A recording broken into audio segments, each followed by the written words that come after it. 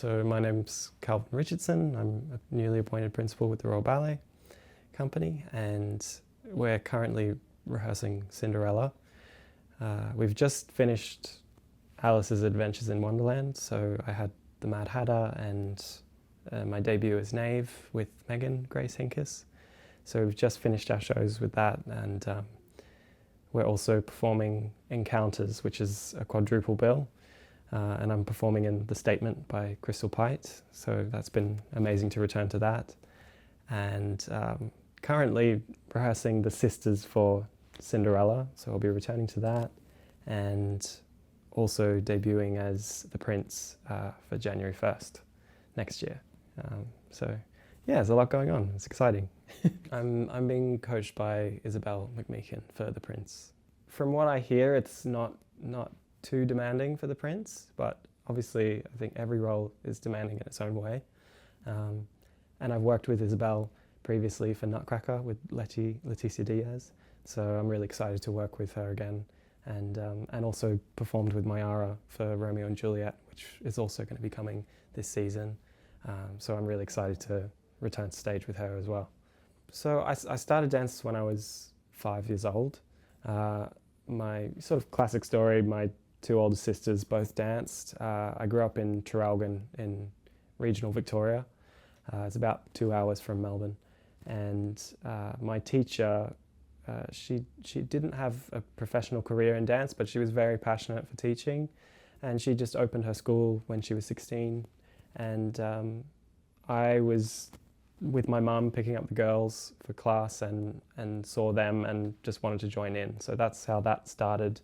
But we sort of began doing, they call them Eisteddfods in Australia. I think you call them festivals here in the UK. So I was just doing local Eisteddfods in Gippsland or Gunai country. And that was up until I was about 15. And then I got a scholarship at Victorian College of the Arts secondary school there. So that's when my sort of more of my serious training in ballet sort of started in those years in Melbourne. And then from there I went to the Prix de Lausanne and got a place in the Royal Ballet School from there. That was in 2012. So yeah, starting out, I intended to go into musical theatre. Like, I was really passionate for tap. My teacher, Miss Vicky, she was a really great tap teacher. So that was sort of where my passions were, and the ballet training was kind of to assist that. And then one of my teachers had spoken to my parents and said, "We think he's got a shot with this." So I saw that as an opportunity, if it worked out, I could do ballet first and then transition into musical theatre. Obviously, I had no idea that I was going to end up here, as most of us would say. But yeah, here we are. At the Prix de Lausanne in 2012, I had no concept of, what the competition was going to be. I wasn't really aware of it. And it was the first time students from the school had entered. So I didn't really have any expectations around that, and I managed to get to the finals, which was amazing, and I didn't win a prize, and I was a bit disappointed by that. But at the end of the performances, I sort of reflected and just thought, okay, take everything that you've learnt from this experience. And then they had this thing called a networking forum the next day, and that was when we got to speak to all these different directors from companies or schools. So when I got offered a tuition scholarship with Royal Ballet School, I was kind of floored by that, really, and it all really snowballed from there. I remember Gary Norman was asking if we could just send our luggage over from Australia. It was that's sort of how fast it was all changing at that time. So it was pretty intense, but exciting. It all kind of changed there. I did go home, so I went home and I sort of said my goodbyes, and and then I ended up coming back to London in April. So it was sort of Easter time, so in the middle of my first year, which was also like that was a pretty interesting experience as well, like joining into a year group that had already established and met each other, and boarding school and all of that. That was a really new experience for me, because back home I was getting up at 5 in the morning and getting the train 2 hours to Melbourne to go to school, So it was a different experience to suddenly live with all these other students away from home, and yeah. It was completely different. I mean, because at home we made jokes about the Royal Ballet School, or, like the idea of us going to the Royal Ballet School or the Paris Opera Ballet School, like that was sort of a joke to us because we were so removed from that world. So to actually go there and see everyone, it was pretty intense. And I remember it was the first time sort of flying overseas by myself, and I remember we found out the teacher wasn't going to be able to pick me up, so that was in itself just like navigating London and the tube and all of that. That was pretty stressful.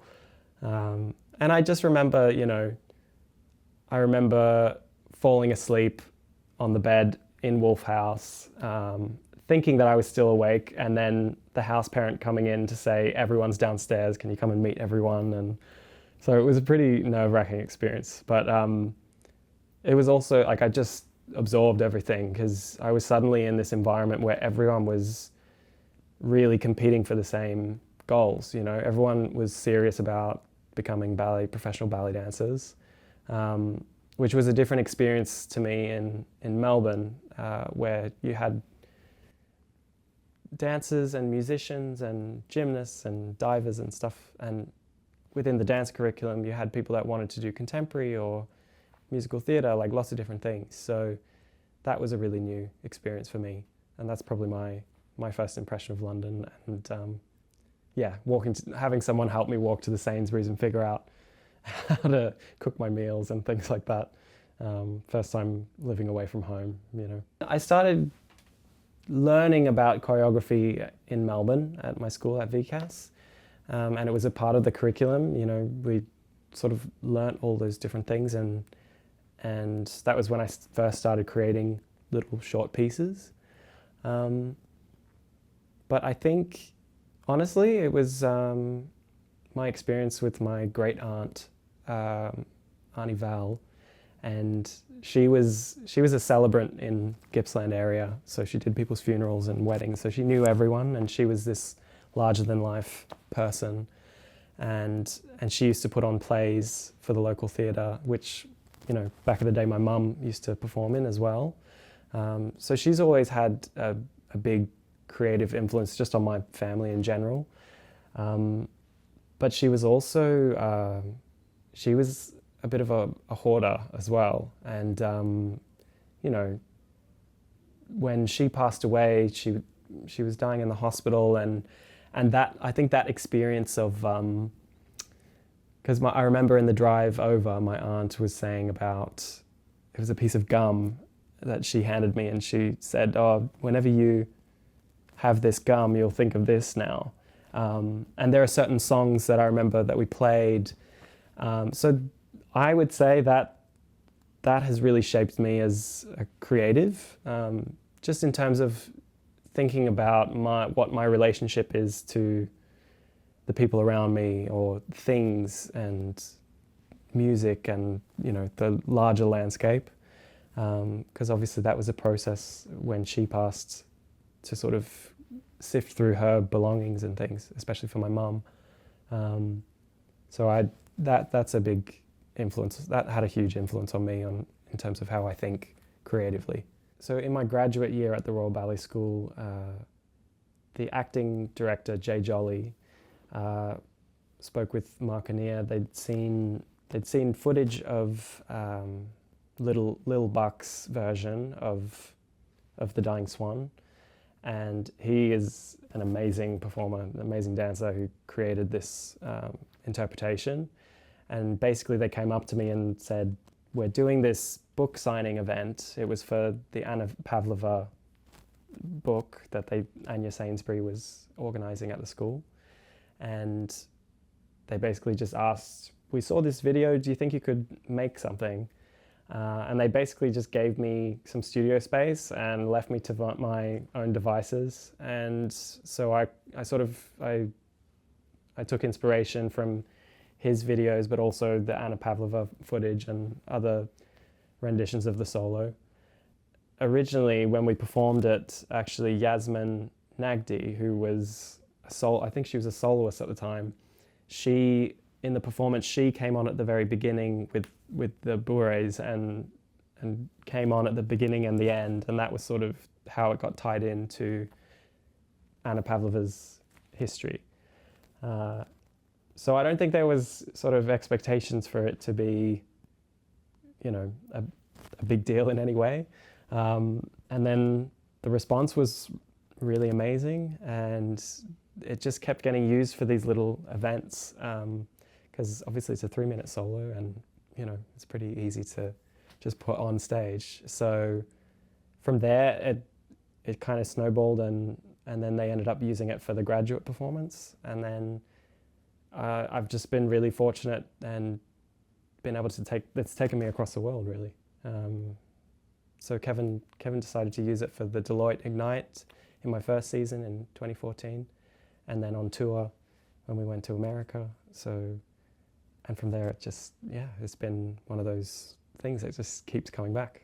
So I'm very fortunate, and I'm fortunate to have been able to pass it down to either students or other company members as well. So it's really had longevity in my career, which has been something really nice to witness that. We performed it in Cairns, and I don't know if it was the rugby or the footy or something. There was a big game that was coming on, and it was pouring rain, and they had to clean the stage between each performance so that people didn't slip. And I think by the time they got to me, they said, everyone's really got to get home, because it was quite late in the evening at that point, and they said, do you think you could just do it? So Kate was on stage sort of playing super slow, and I was just trying not to slip on the water on the stage. But actually I think that added something to the performance in the end. Obviously Romeo and Juliet, that has been a huge experience for me, to perform Romeo. That was really a dream come true, and it's the role that everyone wants to perform in their career.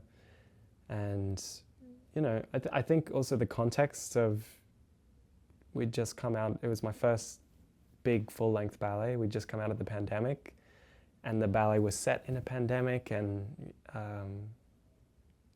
that was just a really sort of profound experience for me at the time. And also Mayara, my experiences of Prix de Lausanne I always attached to Mayara, because she was sort of the face of the videos that I would watch for that, So I was spending time sort of thinking back of just imagining talking to my younger self and saying, oh, you're going to perform on stage with her doing Romeo and Juliet on the Royal Opera House stage, So that was an amazing role to perform.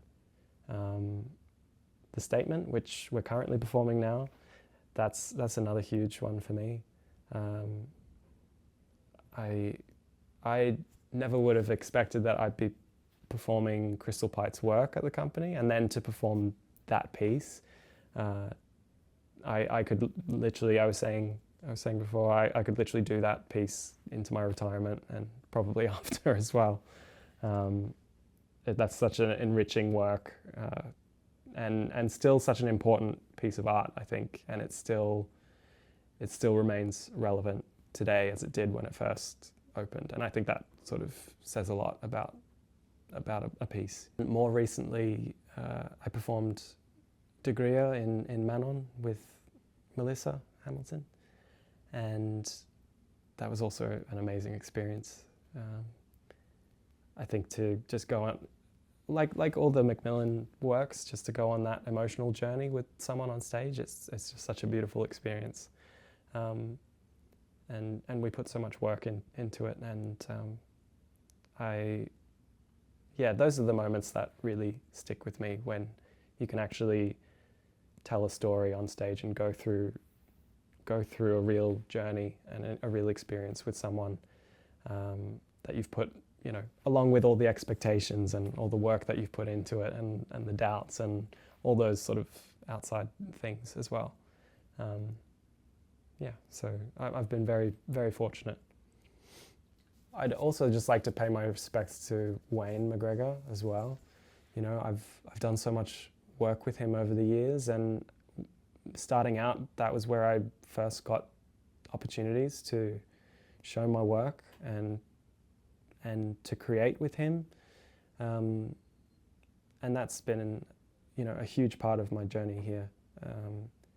So I'd love to mention that, and you know, I've done some amazing roles in his work over the years, which has been really enriching. You know, like performing Evans in Wolfworks, for example. That's, you know, that's had a big impact on me. Yeah, so this is a new chapter in my career as a principal, and I think this year I'm just trying to take small steps and understand what this is, because every other step along the way, you know, 10 years being in the company, I've sort of had an idea of what the next chapters are. So this is really new for me, so I'm just trying to reflect and think about, you know, what direction I want to take this, which is really exciting.